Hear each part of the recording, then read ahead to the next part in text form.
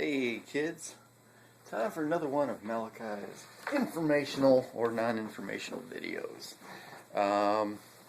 Discussion today is about the F100 swap and probably the most time-consuming, pain in the ass part of it, and it's the part that people fear the most, I think.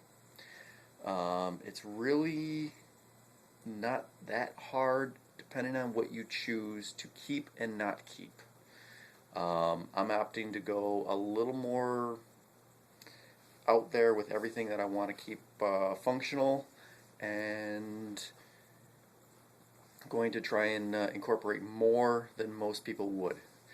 The average person who is looking to do this swap with the 4.6 engine or 5.4 or single or dual or head cam really doesn't matter. The basic swap's still the same. There is a number of websites that'll help you. You can buy complete aftermarket wiring harness that just plugs in all your ports and works. That is one route you can go.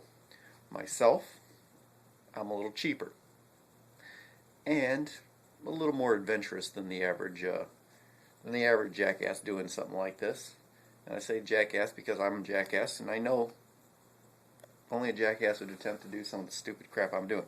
I've opted to keep the ABS sensing, ABS system on the truck. Adopted it over from the car. Shouldn't be that tough. I think I need one wheel sensor because one of mine was jacked up, but it was jacked up when I bought it. Other things I wish to keep. I'm going to keep the full emissions. Nobody else really looks to keep emissions. I don't have to. It's a 67, doesn't have to pass emissions anyway. I don't give a damn. I'm going to try and do it. Again, if it turns out that somehow I couldn't or can't make it work, I will ditch it. I'm not that set on making it work, but I'm pretty determined, and I'm a little bit smarter than people think I might be. Anyway, when doing the wiring, there's a few things. Number one, myself, I use the power of the Interwebs. The Interwebs is awesome because there's just all the information you could ever want is there, and use it. The second thing I'm using, well actually mainly on that, I'm using the Mitchell On Demand.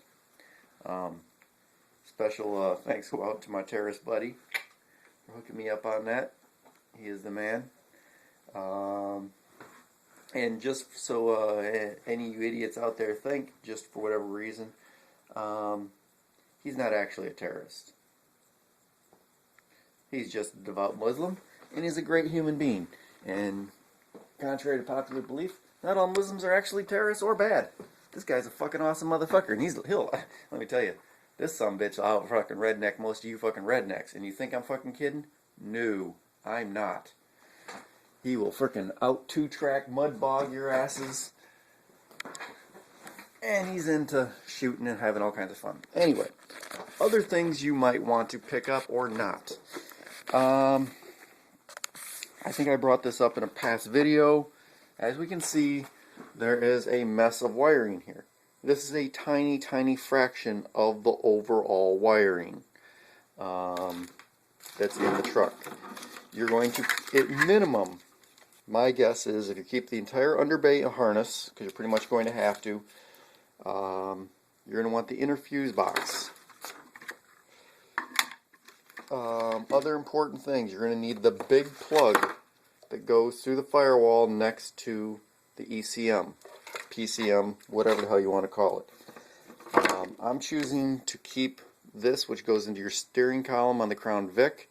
It's for all the wiring to that. You're going to have to work this into, not necessarily this plug, but at least the wiring from it that goes to this big plug, to the fuse box.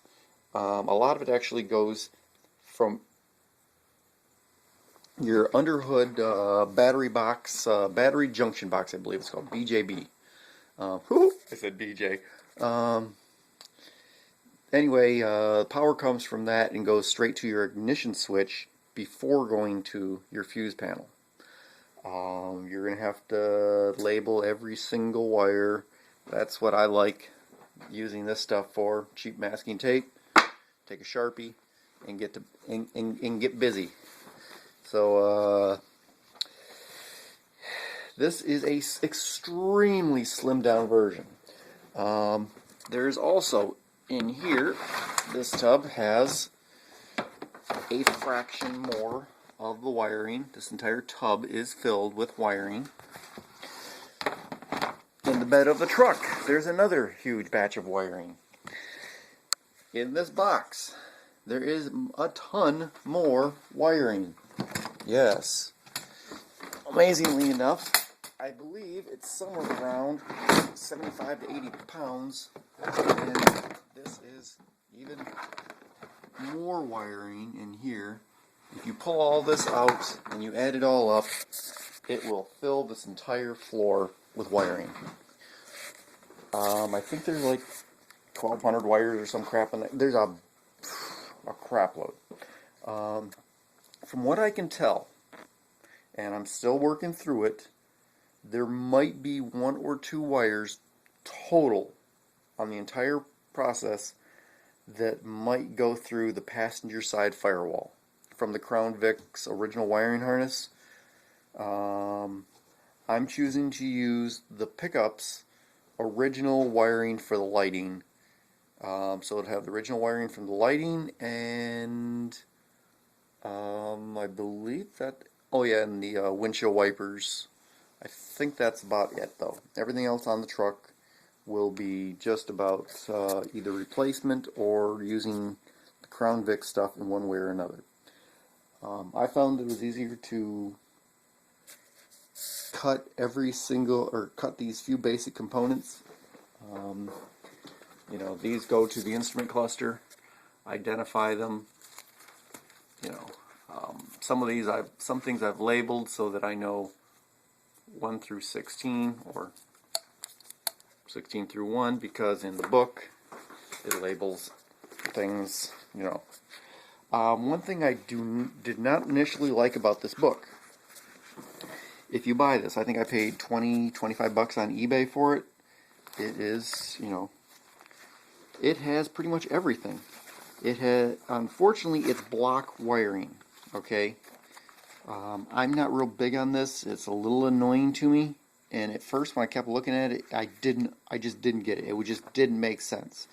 And then one day, I was sitting here screwing with this thing, and all of a sudden, boop! It like light switch popped on my head, and I suddenly understood exactly everything damn near going on in this book. I just didn't make sense the first few weeks, and I was really frustrated, and I was getting pissed. It does, however, have every single plug in the entire vehicle, from the Crown Vic anyway, and that'll apply to a great deal of other Ford vehicles.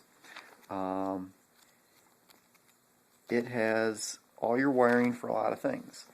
It has the big plug that I was showing up there that you're going to want to use.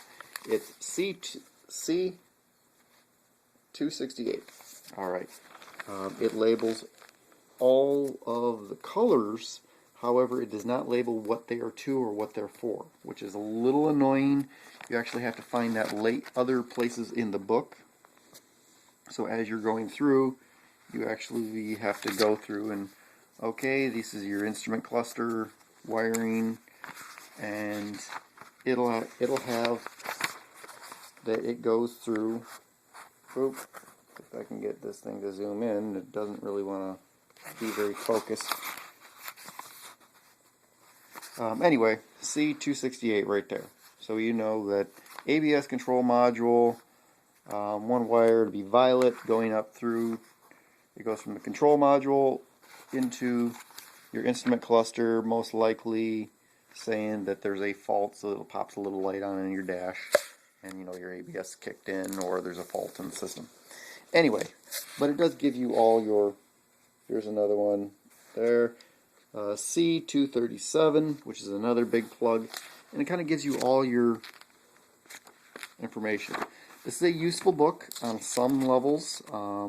I found it works really good when using the Mitchell, which has a more conventional wiring diagrams. something you'd be more inclined to see in a Haynes manual. But this gives you every single fuse, ground. It's helpful to go through the BJB.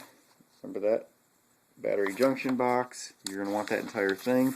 I went through and was trying to label every single one that I believe I'm going to need to make it a functional system. A lot of these are not going to be used. This was a police car, so it has a ton of stuff in there. I don't need a horn relay because the horn didn't work on the damn truck to begin with. Roof opening panel. I don't think we have any of that. You know, traction control. That's one of the few things I'm choosing to not employ. I don't think the police car even had traction control. Maybe it did. I really don't know. I'm not going to bother worrying about it. I'd rather do fucking peel outs. You know what I mean? I think it's just more awesome. Inner fuse box going through here. This is the CJB central junction box. You're going to probably want everything that's labeled on here with a little dot is likely dependent on how many things. You can eliminate a few more of these if you choose to not have a couple other things. I don't know why. Like, some of these I don't need, because this one goes to radio / CD changer. This one goes to the radio. I'm not too sure why there are two for the. There's actually 3 wires coming out of this for the radio. I have no clue why. One should be switched. One should be constant. Why is there a third one? I ain't figured that part out yet, and I haven't gotten that far. But 101 wires just on the underside of the engine or the dash. So my advice to sum all this up. If you have a complete 100% car, what I would advise you do is either A, thought I did something here. Oh, guess I did. Thought I bumped something on the phone, it vibrated. If you have the money, buy the aftermarket wiring harness. If you just want the engine to run, do that. If you want more functions and features on your truck to work, other than just the engine turning the key and going, I believe in the emissions, not necessarily because I want to save the fucking environment, which is not a bad thing. Just I'm choosing to leave it all on there because optimal performance is optimal performance. Yes, catalytic converters can reduce your efficiency on that. However, a engine not running in some sort of a check engine light in any sort of default mode, you don't have retarded timing because of this. You don't have a pulled back throttle response. There's no chance of a limp mode or anything else happening with your engine. And just for the extra challenge of it, that's why I'm doing it. If you decide you want to keep as much as possible, what I would highly suggest, the freest, cheapest way is pull every single plug, every single wire on the entire car, front to back, completely. Down both sides, everything, and then you just identify every single plug that you know you're not going to guarantee ever use and clip them off. Things like for the power seats. You're not putting power seats in your thing. Maybe you got a car that has heated seats or something. You might want to grab that and put the heating elements in your truck, but whatever. And convert completely over and do not hack up the wiring harness. As soon as you start cutting that wiring harness, things are going to get exponentially more complicated. If you're not prepared for that, that is an unfortunate thing for you. You're just going to go through hours of headache, and maybe you'll succeed, maybe you won't. I believe I'm going to succeed. I'm not afraid, and I got no fear. So, as far as wiring you're going to need, you're just going to have to decide what you want to keep and what you don't want to keep. All I know is I'm a bit off a lot right here, and a couple weeks into the wiring, I work on it like a little hour here, half hour there, 2 or 3 hours in another day. So, whatever. The only piece of advice I can give you, and if you ever need any wiring diagrams or any specific things, I can probably get that to you. Helpful to have a multimeter. I like this tool. There's better ones I found, but this is what I have. Basically, it's a wire stripper that it cuts your wire, then strips it. Saves a lot from your front teeth. Alright, peace out, hunkies.